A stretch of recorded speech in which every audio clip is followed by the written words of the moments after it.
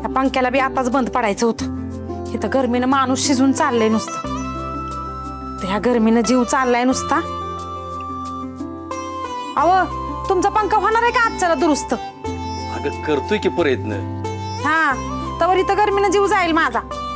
अगं वाईच कळसोच होत चालय बघ आता. अगो बया राणे काय ग तू आता अचानक इथं कसं काय? का ती माझ्या घरी नाही येऊ शकत का? अगं तसं नाही बाई. आता आम्ही केव्हा म्हणलंय का तुला इकडे येऊ नको असं?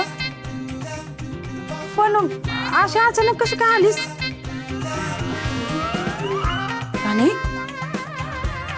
काय ग काय भांडण बिंडण करून आलीस का काय सासरवरनं? का तिकडे भांडण झाल्यावरतीच येते का मी इकडं? अगं तसं नाही ग. तू अशी एकदम आलीस ना म्हणून विचारलं तिनं. मग काय पुढच्या वेळेपासून विचारून येऊ का तुम्हाला?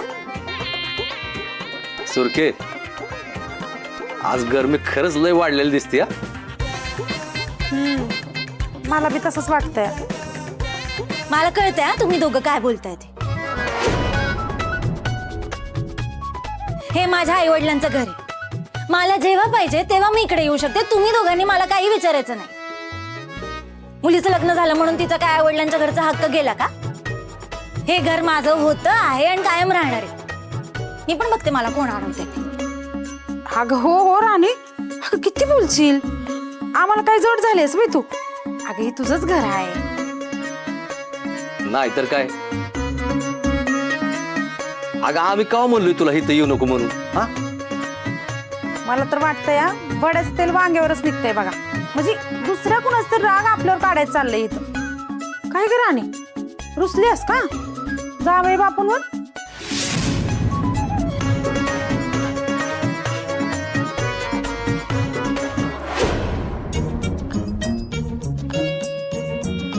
अरे कोट्या, राणी रागवली माझ्यावर. काय बोलताय? अरे रागवून निघून गेली होती घरातून. आता मला कळत नाहीये मी करू काय. आता काय खरं नाही. तुम्हाला राणीचा राग माहिती नाही. ती एकदा चिडली ना 4-4, 5-5 दिवस बोलत नाही कोणा बरं. काय हा अहो, माझ्या एकदा चिडलेली 4 महिने बोलली नव्हती. काय सांगतोस काय? अहो मग मी काय काय नाही केलं तिचा राग घालवायला. पाक हातापाया पडलो पण तिचा राग नाही म्हणजे नाहीच गेला.